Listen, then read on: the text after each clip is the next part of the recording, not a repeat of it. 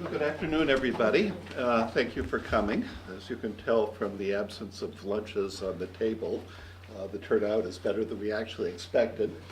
I'm John Walridge. I'm a professor of Near Eastern languages, and I'm also the main Chinese enthusiast in the Department of Near Eastern Languages, so Dajia Hao.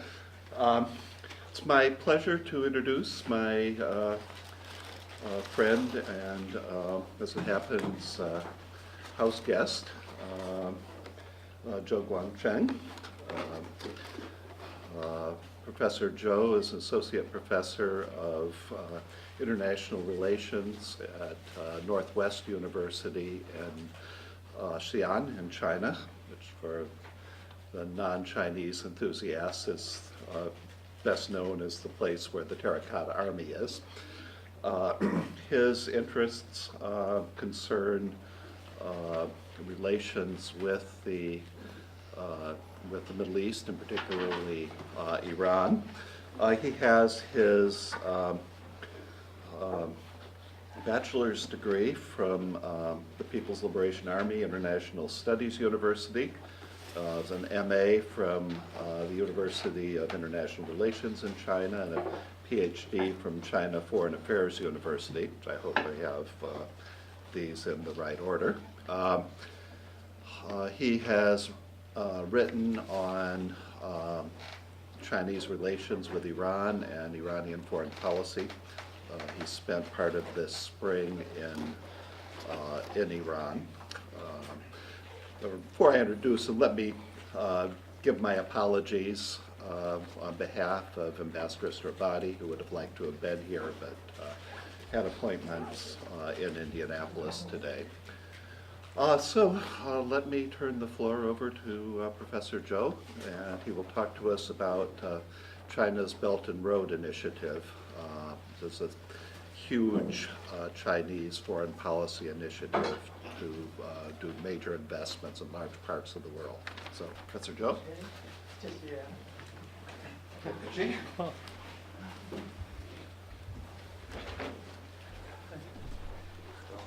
Hello, everyone. It's my great honor to be a visiting scholar at Indiana University. Above all, I'd like to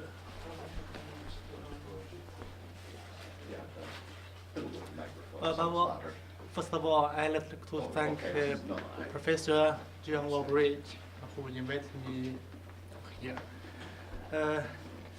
As the professor introduced, my main study area is the theory of international relations and Middle Eastern studies. But when I have been in abroad, most people are concerned China's foreign policy, and they will talk with me about this topic. So I'd like to talk about Chinese most important diplomatic topic about that was Belt and Road. You know, the concept of Silk Road was coined in the 19th century by a German geographicist. But most of the Chinese people take delight in using it when talking about Chinese dynasties' power in various historical periods. The Belt and Road Initiative is the latest of such interpretations. As a grand strategy to recover the nation's glories on the ancient Silk Roads, the Belt and Road Initiative has not yet resolved this predicament, and this is my main ideas about this topic. First of all, I've talked about the imbalance in trade on the Silk Road. A Silk Road has been generally defined in China as the series of trade routes. However, the Silk Road in its full sense is a series of trade and cultural transmission routes that were central to cultural interaction through regions of the ancient continent. This is such a definition. A historical investigation demonstrates a remarkable imbalance in trade across the Silk Road. The general trend across history was that materials were transported westward while ideas spread eastward. And China exported both material commodities and technology and ideational culture and institution on Silk Road that stretched eastward to Korean Peninsula and Japan, and southward to Southeast Asia. But on the Western Silk Road, China exported only commodity and technology. But it imported both commodities and ideas from time to time. So for Chinese dynasties, there was a trade surplus periodically in material commodities and technologies, but always a huge deficit in ideational fields. The perennial trade deficit in idea witnesses a long-standing shortest stave of China's national power. Okay.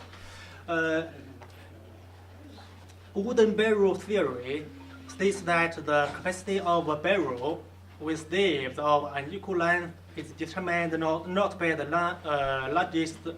longest stave, but by the shortest. The imbalance in trade on the Silk Road shows that China's power has been like a wooden barrel with staves of the unequal length, while its shortest stave is soft power. So soft power was coined by Joseph Nye in 1990 to refer to the ability to get what one wants by attraction and persuasion.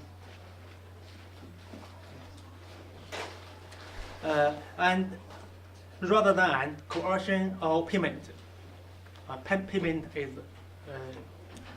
is what he stressed. For Nye, a country's soft power came from three sources. The first is culture, the second is the political values, and the third is overall culture, political values, and foreign policies. But Nye put some limits to all the three. Culture in places where it is attractive to others. Political values when it lives up to them at home and abroad. And foreign policies when they are seen as legitimate and having moral authority. So according to Nye's interpretation, I'd like to define soft power as culture.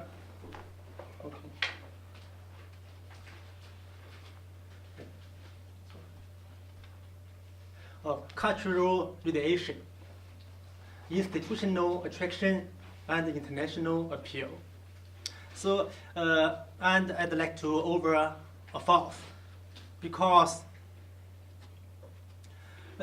in 2006, Nye corrected 10 notions associated with soft power, the third of which is that soft power is not necessarily good. So I tend to believe that soft power is a kind of good attraction, because soft power wielded for ill is unsustainable. So by adding the fourth dimensions, I refuse to recognize the false attraction based on deceit or terror as soft power. So I use other authoritative literatures to investigate the 4 dimensions of soft power, and I found something valuable. So, cultural radiation is one of the advantages of China. It's one of the advantages China has had on the Silk Road regions. That's why Chinese government tends to add the adjective cultural whenever it uses the concept of soft power. Unfortunately, there have also been multiple imbalances in its cultural radiation. First of all, I As mentioned above, it has been stronger materially but weaker additionally. And second, it has been stronger eastward but weaker westward. Due to the enduring export of Chinese culture, there arose a Chinese culture circle in East and Southeast Asia. But in Central Asia and the Middle East, there had been few signs of influence that Chinese culture has exerted. Third, stronger in history but weaker in reality. In ancient times, Chinese traditional culture was very popular in the world. Since the entering the modern time, Chinese culture has been on the offensive in confronting with the West. This is the saying by Hu Jintao, the former president of China. Though culturally close to China, nearly all the countries of Chinese culture circle are carrying out pro-Western foreign policy to balance China's influence. What's interesting is that among all the neighboring countries of China, Japan is the closest, while Pakistan farthest culturally to China. But Pakistan has the best diplomatic relations, while Japan the worst with China. It's very interesting. Okay. If China has some institutional attraction to Silk Road region countries, it comes exclusively from economic development mode. And that's why Chinese government tends to add the adjective economic whenever it uses the concept of globalization. Unfortunately, again, China model of the Beijing consensus is a false conception. The long-term rapid development of China's economy is not the result of socialism with Chinese characteristic, but due to Chinese government's successful efforts to better its relationship with the United States and integrate into the international system dominated by the West. When decision makers in Beijing have been entrenched with its large economy, and ignored its primary motivation, the imposed trade war with Trump administration is making them to an extent sober up. Along with the long-term rapid development of its economic power, China has exerted more and more influences in international arena, but this influence did not change into international appeal. First of all, partly because of its traditional non-alignment policy, China has no reliable allies in international affairs. So, Russia is regarded as a genuine friend by many pro-governmental scholars. But the history of Russian diplomacy and Sino-Russian relations demonstrates that Russia's support can't be expected at crucial times. That's for China. The only reliable ally is Pakistan, a so-called all-weather friend. But it is motivated by the strategic need for China's help against India. So second, Chinese government does advocate ideas as non-intervention, non-interference, and a community with a shared future for mankind as 人类命运共同体. But they are welcomed only by some utilitarian third world countries which are thirsty for China's massive assistance or strategic support. Because Chinese government does not live up to them at home. So most interesting is that China's desperate defense of non-interference is in the interests of small or weak countries in the third world. But this idea have been criticized by more and more of them. So in sum, China's overall centripetal force is rather weak, and its biggest problem lies in the huge immigration deficit. So the second question is the political risk to the implementation of the Silk Road Economic Belt Initiative. Okay. The Belt and Road Initiative was first proposed by President Xi on September 7, 2013, when he delivered a lecture at Nazarbayev University during his state visit to Kazakhstan. What he then proposed is a Silk Road economic belt. It was actually an official response to academia's advice of going west strategy, aiming to alleviate the pressure caused by Obama administration's Asia-Pacific rebalancing strategy.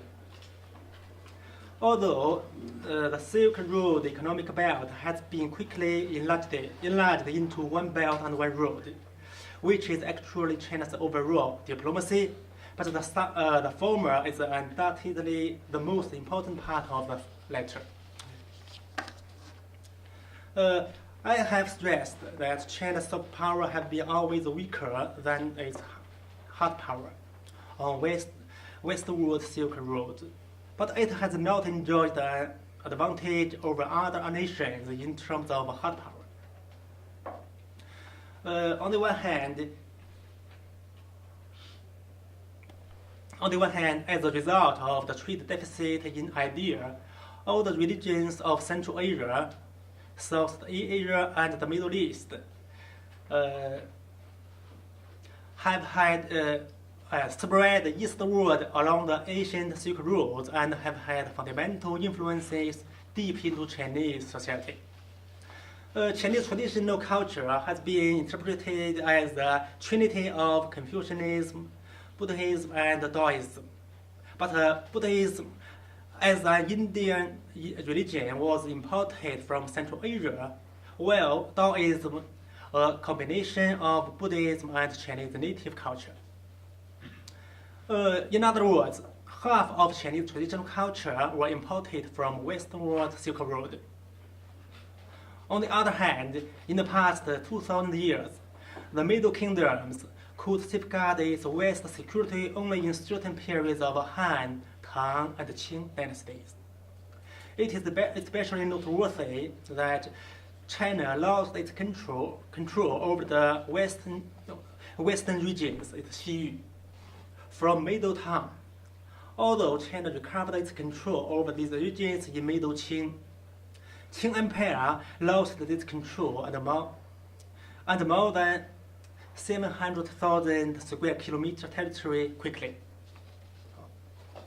As a result of lack of both soft and hard powers, the western part of China's territory has never been integrated into the core area of Confucian culture, but a unique area dominated by Islam and Tibetan Buddhism. This part of territory is the main area where separatist forces are active. The motivation of their separatist demands comes mainly from three aspects: ethnics, language, and culture, centered on religion. In terms of the three aspects, native people currently living on western part of China are much closer to Central Asian and Middle Eastern peoples to the west than to core Chinese society to the east. So this is the biggest challenge of the One Belt, is the Silk Road economic belt. So because of the perennial trade deficit in idea in Central Asia and the Middle East, the construction of Belt and Road may bring great political risks for China. When proposing the One Belt initiative, President Xi gave 5 recommendations: policy, communication, road connectivity, trade facilitation, monetary circulation, and people-to-people exchanges. That means 五通.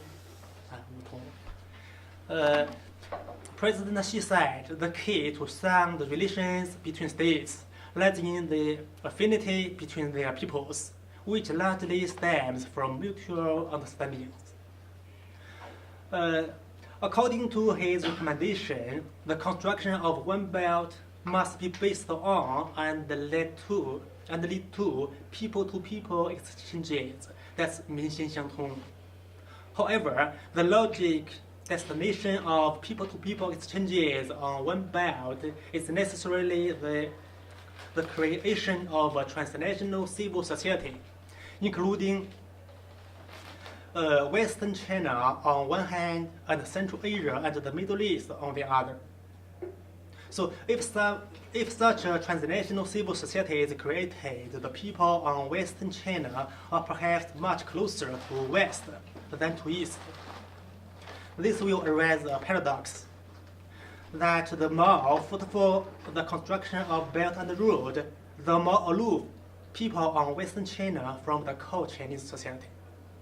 And conversely, if Chinese government does not or even hamper transnational people-to-people exchanges, the initiatives it is actively propagating in international society will prove to be nothing but a lie.